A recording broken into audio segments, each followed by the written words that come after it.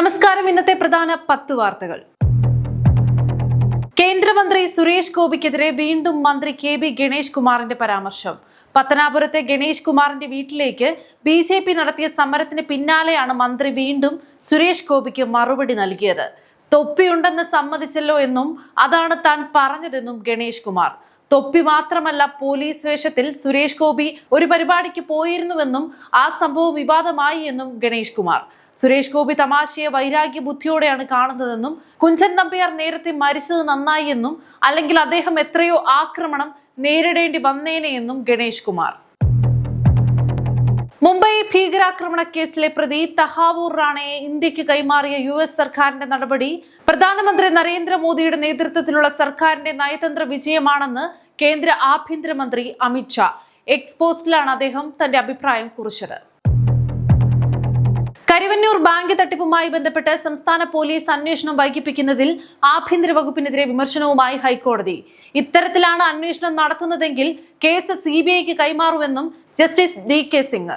4 വർഷം കഴിയുമ്പോഴും എന്തുകൊണ്ടാണ് അന്വേഷണത്തിൽ പുരോഗതി ഇല്ലാത്തതെന്നും കോടതി. വടക്കൻ ഗസയിലെ കെട്ടിടങ്ങൾക്ക് നേരെയുണ്ടായ ഇസ്രായേൽ വ്യോമാക്രമണത്തിൽ കുട്ടികൾ ഉൾപ്പെടെ 29 പേർ കൊല്ലപ്പെട്ടു. 55 പേർക്ക് പരിക്കേറ്റു. കെട്ടിടാവശിഷ്ടങ്ങൾക്കിടയിൽ 80 പേരെ കാണാതായി. സമീപത്തെ വീടുകൾക്കെല്ലാം കേടുപാടുകളുണ്ട്. മുതിർന്ന ഹമാസ് നേതാവിനെ ലക്ഷ്യമിട്ടാണ് ആക്രമണമെന്ന് ഇസ്രായേൽ. യുക്രൈനുമായി യുദ്ധത്തിലേക്ക് റഷ്യ ചൈനയെ വലിച്ചിഴക്കുന്നെന്ന് പ്രസിഡന്റ് സെലൻസ്കി. ചൈനയിലെ ഡസൻ കണക്കിന് പൗരന്മാരെ റഷ്യൻ സൈന്യത്തിൽ ചേർക്കുന്നുണ്ടെന്നും യുദ്ധത്തിൽ വിന്യസിച്ച 155 ചൈനീസ് പൗരന്മാരുടെ പേരുകളും പാസ്പോർട്ടുകളും ഉൾപ്പെടെയുള്ള വിവരങ്ങൾ യുക്രൈന്റെ കൈവശമുണ്ടെന്നും റഷ്യൻ സേനയിൽ കൂടുതൽ ചൈനീസ് പൗരന്മാർ ഉണ്ടെന്നും സെലൻസ്കിയുടെ ആരോപണം. കോട്ടയത്തെ സർക്കാർ നഴ്സിംഗ് കോളേജിൽ നടന്ന റാഗിങ്ങിലെ പ്രതികൾക്ക് ജാമ്യം. സീനിയർ വിദ്യാർത്ഥികളായ സാമുവൽ ജീവ, റിജൽജിത്ത്, രാഹുൽ രാജ്, വിവേക് എന്നിവർക്കാണ് കോട്ടയം ജില്ലാ സെഷൻസ് കോടതി ജാമ്യം നൽകിയത്.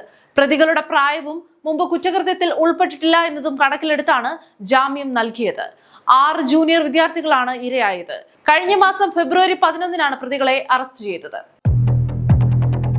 IPL-ൽ ബുധനാഴ്ച ശുഭാൻ ഗുജറാത്ത് ടൈറ്റൻസിനെതിരെ സഞ്ജു സാംസന്റെ രാജസ്ഥാൻ റോയൽസ് 58 റൺസിന് പരാജയം ഏറ്റുവാങ്ങിയതിന് പിന്നാലെ കുറഞ്ഞ ഓവർ റേറ്റിന് സഞ്ജുവിനും ടീം അംഗങ്ങൾക്കും പിഴ ചുമത്തി BCCI. സഞ്ജുവിന് 24 ലക്ഷം രൂപയും ഇമ്പാക്ട് പ്ലെയർ ഉൾപ്പെടെയുള്ള മറ്റു താരങ്ങൾക്ക് മാച്ച് ഫീയുടെ 25%വുമാണ് പിഴ. സീസണിൽ രാജസ്ഥാന്റെ ഭാഗത്തു നിന്ന് 2ാം തവണയാണ് കുറഞ്ഞ ഓവർ നിരക്ക് വീഴ്ചയുണ്ടാകുന്നത്. IPL പെരുമാറ്റച്ചട്ടം 222 ആർട്ടിക്കിൾ കീഴിലാണ് കുറ്റം. 2028 ഒളിമ്പിക്സ് ഇനങ്ങളിൽ ക്രിക്കറ്റ് ഉൾപ്പെടുത്തിയതായി ഔദ്യോഗിക പ്രഖ്യാപനം. പുരുഷന്മാർക്കും വനിതകൾക്കും വേറെ ടൂർണമെന്റുകളാണ് നടത്തുക. ഇരുവിഭാഗങ്ങളും 6 വീതം ടീമുകൾക്ക് പങ്കെടുക്കാമെന്നും സംഘാടകർ. 2020 ഫോർമാറ്റിലായിരിക്കും മത്സരങ്ങൾ. അന്താരാഷ്ട്ര ഒളിമ്പിക്സ് കമ്മിറ്റിയുടെ എക്സിക്യൂട്ടീവ് ബോർഡാണ് ക്രിക്കറ്റ് ലോസ് ആഞ്ചലീസ് ഒളിമ്പിക്സിൽ ഉൾപ്പെടുത്താൻ അംഗീകാരം നൽകിയത്. പ്രധാനമന്ത്രി നരേന്ദ്രമോദി ഈ മാസം 22-ന് സൗദി സന്ദർശിക്കും. പ്രധാനമന്ത്രി ആയതിനു ശേഷമുള്ള മോദിയുടെ 3ാമത് സൗദി സന്ദർശനമാണിത്. ജിദ്ദയിൽ സൗദി രാജാവിന്റെ കൊട്ടാരത്തിലാകും ഔദ്യോഗിക കൂടിക്കാഴ്ച.